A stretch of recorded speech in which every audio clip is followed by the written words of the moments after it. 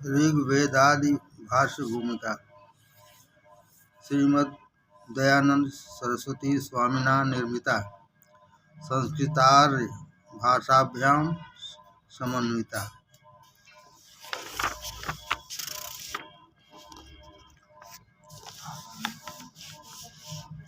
उपक्रमणिका महर्षि दयानंद सरस्वती द्वारा लिखित ऋग्वेदादि भाष्य भूमिका वेदार्थ बोध के लिए एक अनुपम ग्रंथ है। महर्षि ने अपने वेद भाष्य को ठीक ठीक समझने और समझाने के लिए ही इसकी रचना की। वेदार्थ के पाठक इसके बिना महर्षि के वेद भाष्य को समझ नहीं सकते। स्वयं महर्षि भूमिका का प्रयोजन बताते हुए वेद भाष्य के विज्ञापन में लिखते हैं, जब भूमिका छप के सज्जनों के दृष्टिगोचर होगी तब वेद शास्त्र का महत्व जो बड़कपन तथा सत्यपना भी सब मनुष्यों को यथावत विदित हो जाएगा। जो कोई भूमिका के बिना केवल वेद ही लिया चाहे सो नहीं मिल सकते। जो कोई भूमिका के बिना केवल वेद ही लिया चाहे सो नहीं मिल सकते।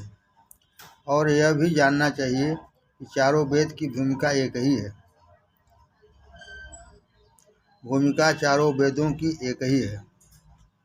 उपर्युक्त उदाहरणों से जहाँ भूमिका का प्रयोजन स्पष्ट होता है, वहाँ इस भ्रम का भी स्वामी जी के लेख से ही निराकरण हो जाता है कि यह भूमिका वेदादि सब शास्त्रों की है, किंतु चारों वेदों के भाष्य की है। जैसे मकान बनाने से पूर्व नक्शे की आवश्यकता होती है, वैसे ही प्रत्येक वेद भाष्यकार प्रथम वेद भाष्य की भूमिका में अपनी मान्यताओं का स्पष्टीकरण करता है। अतः भूमिका के बिना महर्षि के वेद भाष्य को समझना अत्यंत दुरूह कार्य है।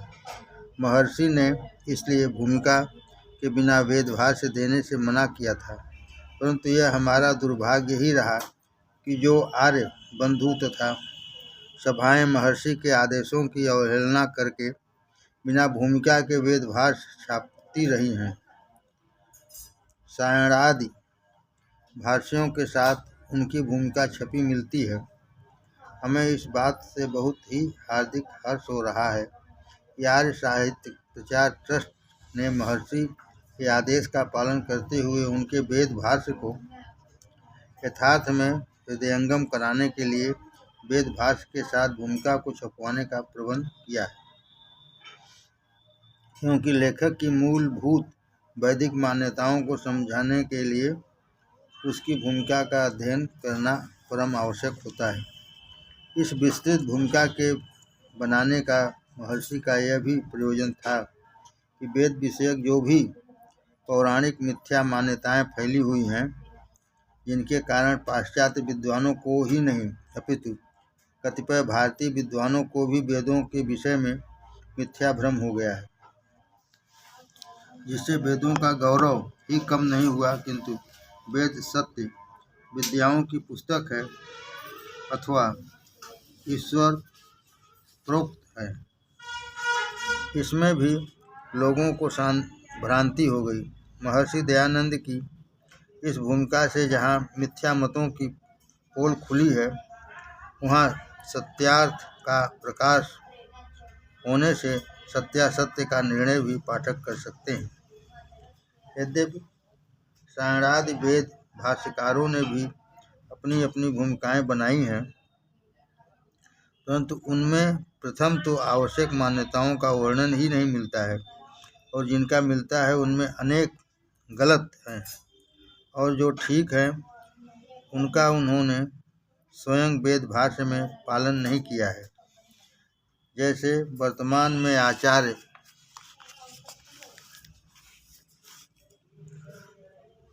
सायण का वेद भाष्य अधिकतर पठन पाठन में दृष्टिगोचर होता है। उन्होंने मंत्रों के प्रतिपाद्य विषय मुख्य देवता के विषय में ही मौन धारण कर लिया है। देवतार्थ को बिना समझे कैसे मंत्रार्थ की संगति हो सकती है। अतएव वेदांत का पाठक सायण भाष्य से संदेह में ही पड़ा रहता है कि सायण क्या कहना चाहते हैं। ऐसे ही वेदों को ईश्वर प्रोक्त और पौरुषेय मानकर भी वेदों में अनित्य इतिहास मानना, इंद्रादि देवों को ईश्वर तुल्य समझना, स्वर्ग नरक लोक विशेषों की कल्पना तथा ईश्वर के साकारवाद को मानकर जड़ पूजा का मानना आदि अनेक सायण की मिथ्या मान्यताएं उनके भाष्य में मिलती हैं। ऐसे ही ईश्वर वेदों को ईश्वर प्रोक्त और पौरुषेय मानकर भी वेदों में अनित्य इतिहास मानना, इंद्रादि देवों को ईश्वर तुल्य समझना, स्वर्ग नरक लोक विशेषों की कल्पना तथा ईश्वर के साकारवाद को मानकर जड़ पूजा का मानना आदि अनेक सायण की मिथ्या मान्यताएं उनके भाष्य में मिलती हैं। महर्षि दयानंद ने अपने वेद भाष्य में उस प्राचीन ऋषियों की मंत्रार्थ शैली को अपनाया है जिसमें मिथ्या मतों का खंडन स्वतः ही हो जाता है। महर्षि अपने वेद भाष्य की शैली का स्पष्टीकरण करते हुए भूमिका के अंत में लिखते हैं, मंत्रार्थ भूमिका अत्र मंत्रस्य पदानि च पदार्थान्वय भावार्था क्रमाद बोध्या विचक्षणे। अर्थात इस मंत्र भाष्य में इस प्रकार का क्रम रहेगा कि मंत्रार्थ भूमिका प्रथम तो मंत्र में परमेश्वर ने जिस बात का प्रकाश किया है, फिर मूल मंत्र, उसका पदच्छेद क्रम से प्रमाण सहित मंत्र के पदों का अर्थ, अन्वय अर्थात पदों की संबंधपूर्वक योजना, और छठा भावार्थ अर्थात मंत्र का जो मुख्य प्रयोजन है। इस क्रम से मंत्र भाष्य बनाया जाता है। वेद भाष्य की इस शैली से कोई भी विद्वान वेदों में इतिहास आदि मिथ्या मतों की सिद्धि नहीं कर सकता। यह महर्षि की स्पष्ट घोषणा तथा प्राचीन ऋषियों की परंपरा है। भाष्य का लक्षण भी यही है, ना मूलम लिख्यते किंचित नानपेक्षित मुच्यते। अर्थात जो मूल में नहीं और जिसकी आवश्यकता भी नहीं है, उस बात को भाष्य में नहीं रखना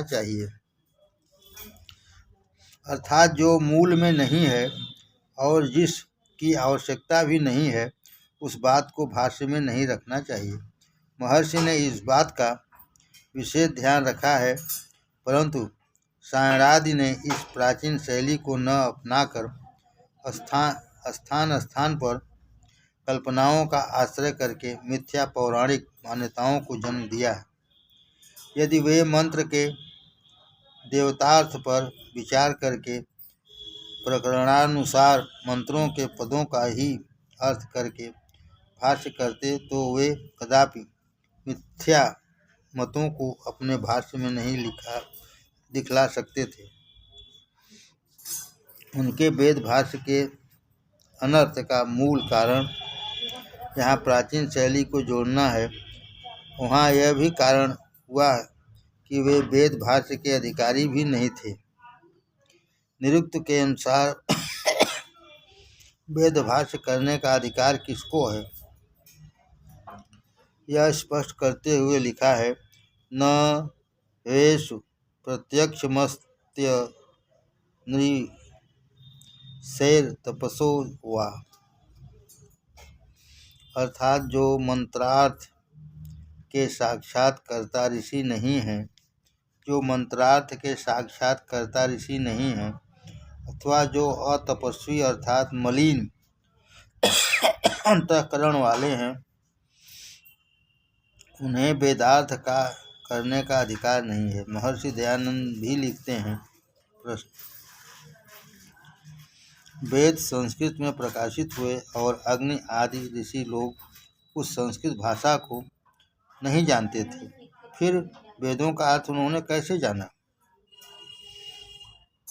वेद संस्कृत में प्रकाशित हुए और अग्नि आदि ऋषि लोग उस संस्कृत भाषा को नहीं जानते थे, फिर वेदों का अर्थ उन्होंने कैसे जाना? उत्तर: परमेश्वर ने जनाया। और धर्मात्मा महर्षि योगी लोग जब जब जिस के अर्थ को जानने की इच्छा करके ध्यानावस्थित हो परमेश्वर के स्वरूप में समाधिस्थ हुए, तब तब परमात्मा ने अभीष्ट मंत्रों के अर्थ जनाए। सत्यार्थ प्रकाश। परमेश्वर ने जनाया और धर्मात्मा महर्षि योगी लोग जब जब जिस के अर्थ को जानने की इच्छा करके ध्यानावस्थित हो परमेश्वर के स्वरूप में समाधिस्थ हुए, तब तक परमात्मा ने अभीष्ट मंत्रों के अर्थ जनाए।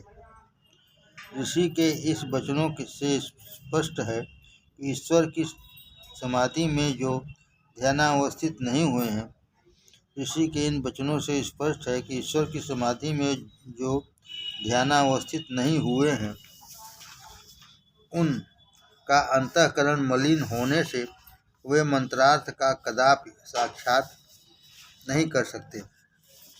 मनुष्य कृति और ऋषि कृति वेद भाष्यों में यही महान मौलिक अंतर है। मनुष्य अपनी अपूर्ण विद्या के कारण शब्दार्थ की प्रकरणानुसार संगति नहीं लगा सकते, केवल पांडित्य के कारण शब्दार्थ ही कर सकते हैं, और वह भी असंगत, क्योंकि शब्दों के अनेकार्थक होने के कारण प्रकरण विरुद्ध अर्थ कैसे संगत हो सकता है। सायणादि पौराणिक भाष्यकारों के भाष्य इसलिए भी अनर्थ करने वाले हुए कि उन्होंने प्राचीन ऋषि भाष्य निरुक्तादि के सिद्धांतों को भी छोड़ दिया है। निरुक्त संबद्ध वैदिक पद आख्यातज होते हैं, परंतु रासायन भाष्य में ऋण अर्थ भी किए हैं। वैदिक कोश निघट्टू ब्राह्मण आदि का आश्रय न करके लौकिक अर्वाचीन अमरकोशादि का भी सायणादि ने स्पष्ट आश्रय लिया है। सायणादि की ऋषि संबंधी मान्यता भी भ्रांतिपूर्ण है। सायणादि की ऋषि संबंधी मान्यता भी भ्रांतिपूर्ण है। मंत्रों के आरंभ में उल्लिखित ऋषियों को ऐतिहासिक न मानकर मंत्रार्थ में सहायक मानना, अथवा वेदों को अपौरुषेय मानकर भी मंत्रांतर्गत पठित वशिष्ठादि को व्यक्ति विशेष मानकर मंत्रार्थ करना इत्यादि परस्पर विरुद्ध मान्यताएं सायणादि भाष्यों में स्पष्ट उल्लिखित मिलती है। महर्षि दयानंद ने इन वेद भाष्यकारों की मौलिक त्रुटियों को बहुत ही गंभीरता से समझा और वैदिक स्वास्थ्य मान्यताओं को पुनः प्रसारण हेतु वेदार्थ का प्रकाश किया। महर्षि लिखते हैं कि यह भाष्य प्राचीन आचार्यों के भाष्य के अनुकूल बनाया जाता है, परंतु जो रावण, उब्बट, सायण और महीधर आदि ने भाष्य बनाए हैं, ये सब मूल मंत्र और ऋषिकृत व्याख्यानों से विरुद्ध है। महर्षि लिखते हैं कि यह भाष्य प्राचीन आचार्यों के भाष्य के अनुकूल बनाया जाता है, परंतु जो रावण, उव्वट, सायण और महीधर आदि ने भाष्य बनाए हैं, ये सब मूल मंत्र और ऋषिकृत व्याख्यानों के विरुद्ध है। मैं वैसा भाष्य नहीं बनाता, क्योंकि उन्होंने वेदों की सत्यार्थता और अपूर्वता कुछ भी नहीं जानी, और जो मेरा भाष्य बनता है वह तो वेद, वेदांग, ऐतरेय, शतपथ, ब्राह्मण आदि ग्रंथों के अनुसार है। क्योंकि जो वेदों के सनातन व्याख्यान हैं उनके प्रमाणों से युक्त बनाया जाता है, यही इसमें अपूर्वता है। महर्षि के इस लेख से जहाँ महर्षि के भाष्य की अपूर्वता का बोध हो रहा है, वहाँ उन विद्वानों की भ्रांति का भी निराकरण हो जाता है जो यह मिथ्या मान्यता बनाए हुए हैं कि सायण भाष्य भी ठीक है और महर्षि दयानंद का भाष्य भी ठीक है।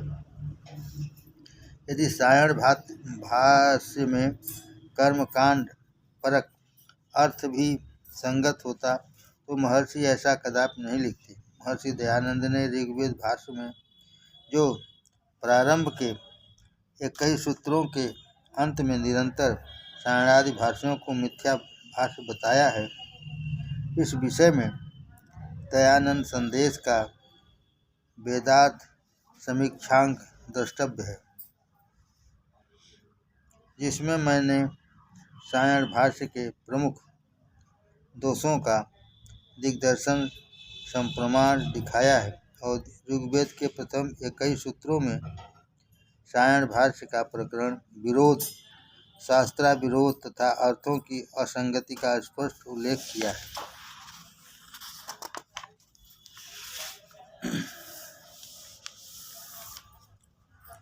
कुछ आर्य विद्वानों की ऋग्वेदादि भाष्य भूमिका के संबंध में भ्रांतियाँ।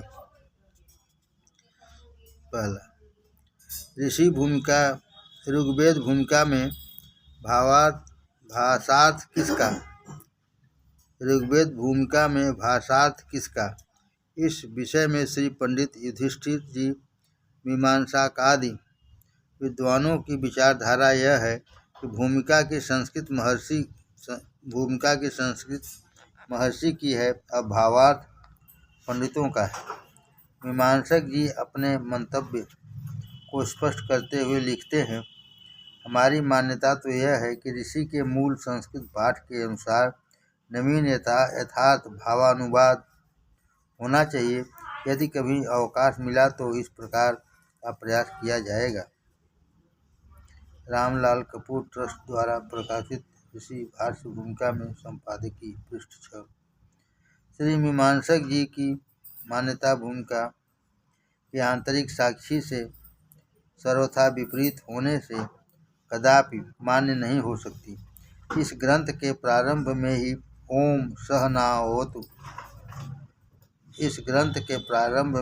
ओम सहनावतु तैत्तिरीय राण्यक के वचन का संस्कृत में भाष्य न होने पर भी भाषा में अर्थ दिया है। ऐसे ही भूमिका में वेद, दर्शन, ब्राह्मण तथा उपनिषद के 85 प्रमाणों का केवल भाषार्थ ही मिलता है। यदि कोई थोड़े में ही देखना चाहे तो भूमिका के वेदोत्पत्ति, मुक्ति विषय तथा उपासना प्रकरण को ध्यान में पढ़कर अनुमान कर सकते हैं कि भूमिका का भाषार्थ मूल संस्कृत के अनुसार कदापि नहीं है। महर्षि ने उपासना विषय में तो स्पष्ट लिखा है, येषां विवरणं प्राकृत भाषायां वक्ष्यते, अर्थात इनकी व्याख्या भाषा में की जाएगी।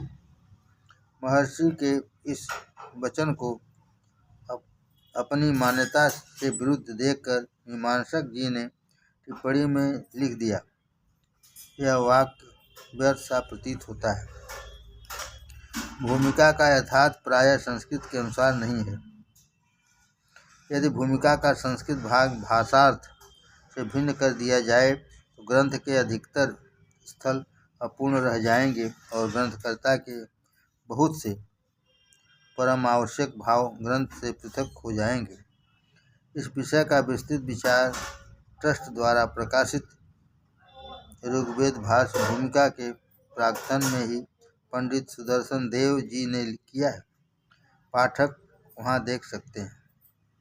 यथार्थ बात यह है कि भूमिका के भाषार्थ से श्री मीमांसादि विद्वानों की मिथ्या मान्यताएं मेल नहीं खाती। अतः उन्होंने भाषार्थ को महर्षि का स्वीकार नहीं किया। जैसे सृष्टि संबद्ध विषय में महर्षि ने जो भाषार्थ में लिखा है वह संस्कृत में तो है नहीं। भाषार्थ को महर्षि का माने तो 1 अरब 97 करोड़ वाला संबत कदापि सिद्ध नहीं हो सकता। भाषार्थ को महर्षि का माने तो 1 अरब 97 करोड़ वाला संबत कदापि सिद्ध नहीं हो सकता। अतः ये विद्वान महर्षि को अपनी मान्यताओं के अनुसार घसीटने के लिए कुछ भी लिख देवें तो भी आश्चर्य क्या है। श्री मीमांसक जी की मान्यता को देखकर अपने को महर्षि का अनन्य भक्त मानने वाले संस्कृत भाषा से अनभिज्ञ भी खेमचंद जी यादव ने तो फतवा ही दे दिया है कि सृष्टि संबद्ध विषय में भावार्थ में केवल 70 पंक्तियां ही प्रमाणित हैं। शेष बात की मिलावट है।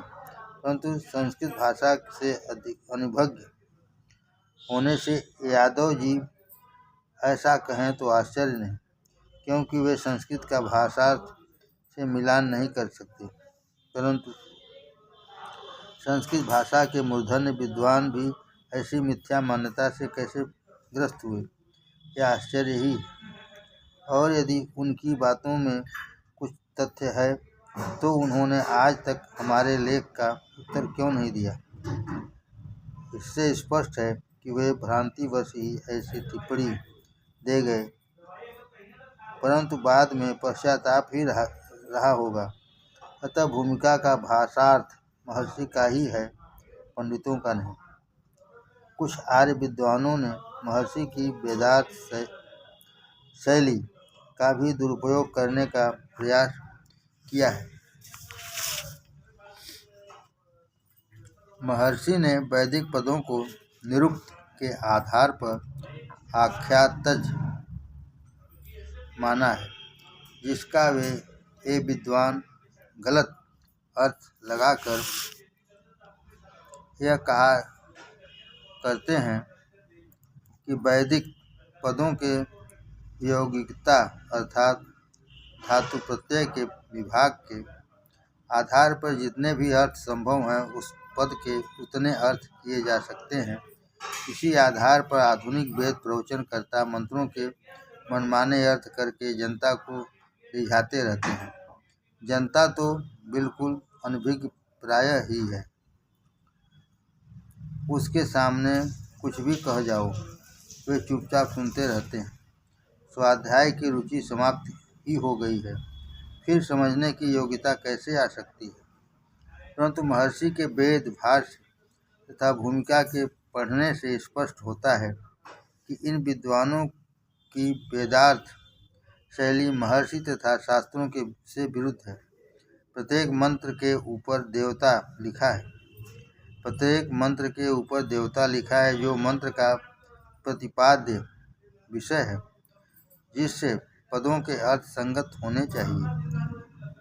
निरुक्तकार भी लिखते हैं, न तो पृथक्त्वेन मंत्रा निर्वक्त्या प्रकरणश एव तु निर्वक्तव्या, अर्थात मंत्रों के अर्थ प्रकरण के अनुसार ही करने चाहिए, जिससे वैदिक पदों के अनेकार्थक होने पर भी प्रकरण संबद्ध अर्थ ही संगत होते हैं, अन्य नहीं। अतः पदों के विभिन्न अर्थ होते हुए भी सभी अर्थ सर्वत्र कदापि संगत नहीं हो सकते।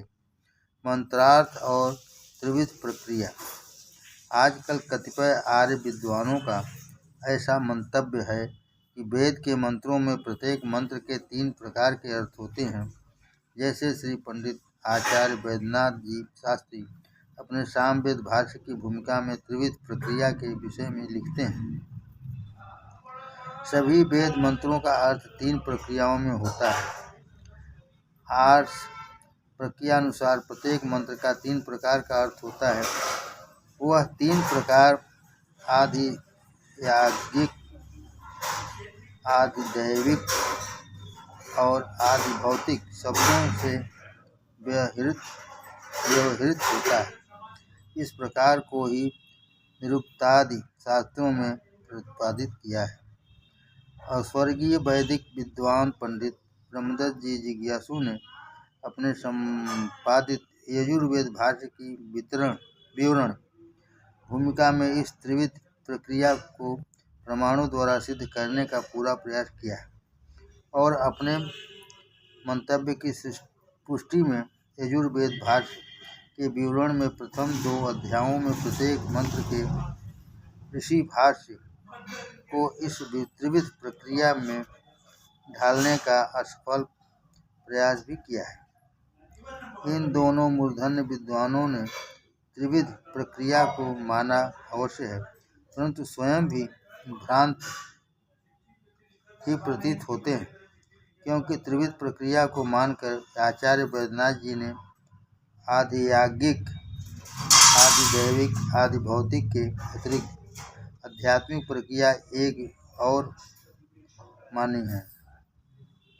ऐसे ही श्री जिज्ञासु जी के विवरण भूमिका में तो आध्यात्मिक, आदि दैविक तथा आदि यागिक 3 प्रक्रियाएं मानी हैं, परंतु यजुर्वेद में आदि भौतिक प्रक्रिया और स्वीकार कर ली है। श्री जिज्ञासु जी जीवन भर ऋषि भक्त रहे, परंतु त्रिविध प्रक्रिया के लिए अनार्स ग्रंथों के प्रमाण उन्हें कैसे रुचिकर हुए यह तो वे ही जाने। उन्होंने एक भी निरुक्तादि शास्त्रों का प्रमाण नहीं दिया जो त्रिविध प्रक्रिया को सिद्ध करता हो, और जो त्रिविध प्रक्रिया के आधार पर मंत्रार्थ दिखाए हैं उनमें कोई अर्थ महर्षि के पदार्थ में, कोई अन्वय में, कोई भावार्थ में, कोई भाषार्थ में से लिया है। क्या कोई भाष्यकार अपने भाष्य में इस प्रकार अर्थों की बखेर कर सकता है? पदार्थ, अन्वय, भावार्थ तथा भाषार्थ सभी भिन्न भिन्न अर्थों को बताएं। यह कैसी विचित्र कल्पना है। इस त्रिविध प्रक्रिया को मानने वाले प्राय महर्षि दयानंद के और निरुक्त के निम्न उद्धरणों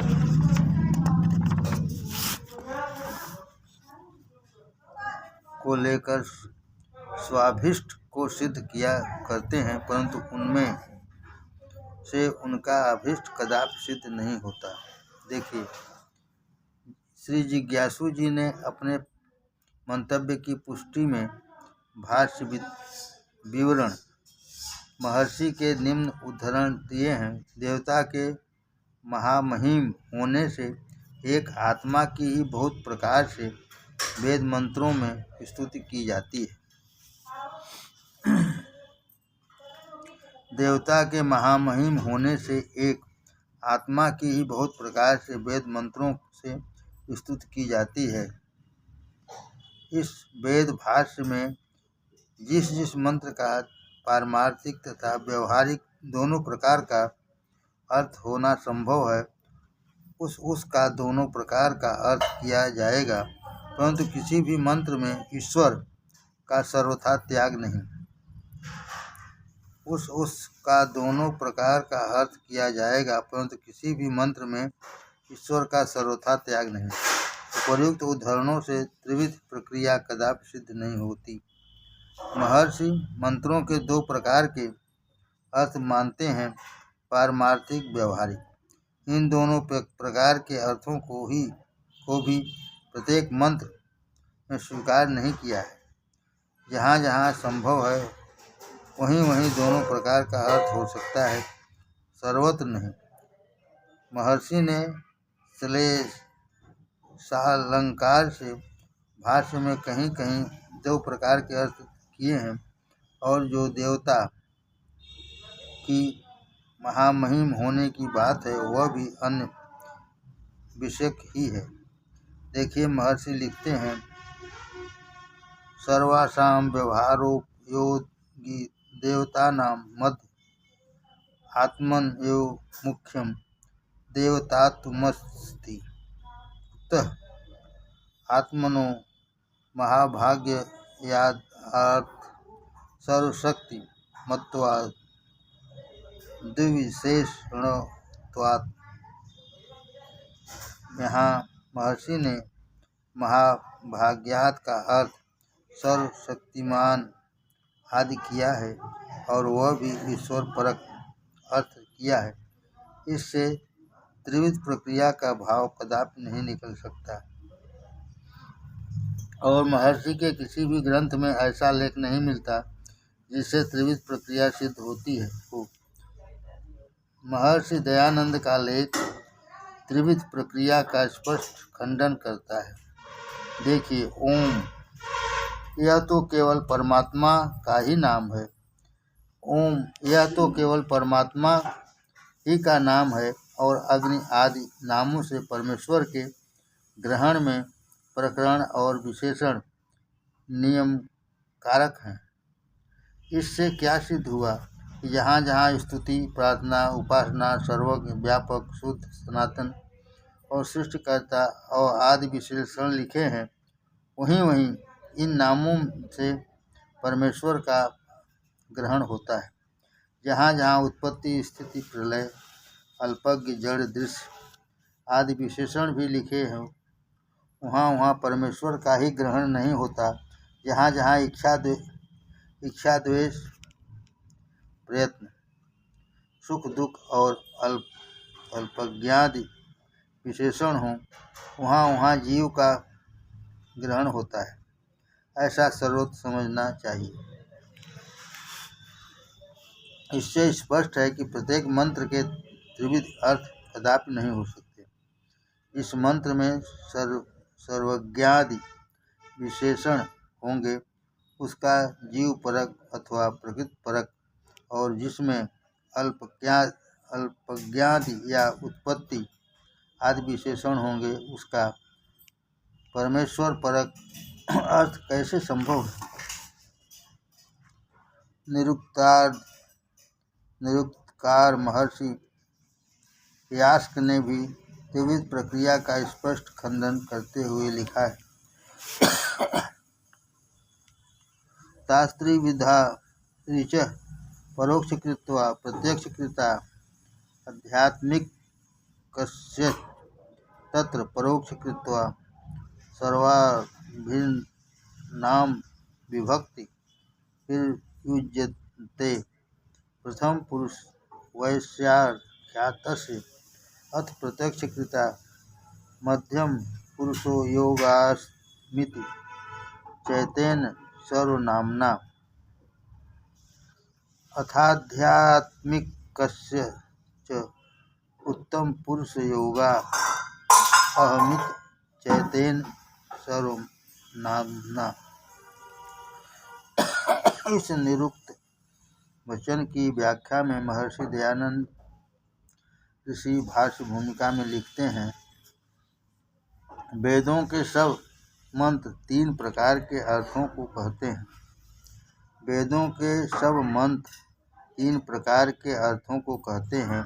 कोई परोक्ष अर्थात अदृश्य अर्थों को, कोई प्रत्येक अर्थात दृश्य अर्थों को, और कोई अध्यात्म अथवा अर्थात ज्ञान गोचर आत्मा और परमात्मा को।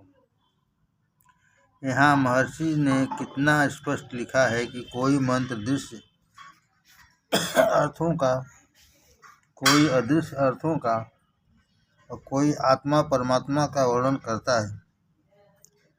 यहाँ महर्षि ने कितना स्पष्ट लिखा है, कोई मंत्र दृश्य अर्थों का, कोई अदृश्य अर्थों का और कोई आत्मा परमात्मा का दर्शन करता है, वर्णन करता है। अतः प्रत्येक मंत्र के त्रिविध प्रक्रिया से अर्थ कैसे संभव हो सकते हैं। प्रत्येक मंत्र को आध्यात्मिक और आदि भौतिक अर्थ भी असंभव है, क्योंकि पदार्थों में कुछ सामान्य और कुछ विशेष गुण, कर्म और स्वभाव होते हैं। यदि अग्नि आदि देवता वाले मंत्र में सभी विशेषणों को अनेकार्थक मानकर मंत्रार्थ ईश्वर जीव तथा प्रकृति परक संभव हो तो ईश्वर जीव और प्रकृति के गुणों में विशेषता कुछ भी नहीं रहेगी और सभी एक समान ही गुण कर्म स्वभाव वाले हो जाएंगे।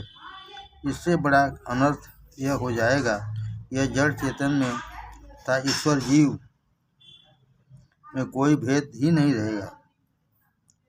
वैशेषिक दर्शन के अनुसार पदार्थों में कुछ समानता और कुछ विशेषता होती है।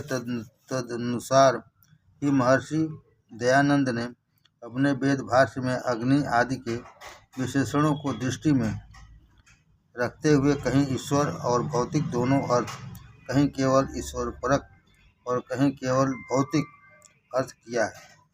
यही प्राचीन वेद भाष्यकर्ता ऋषियों का युक्त सिद्धांत है।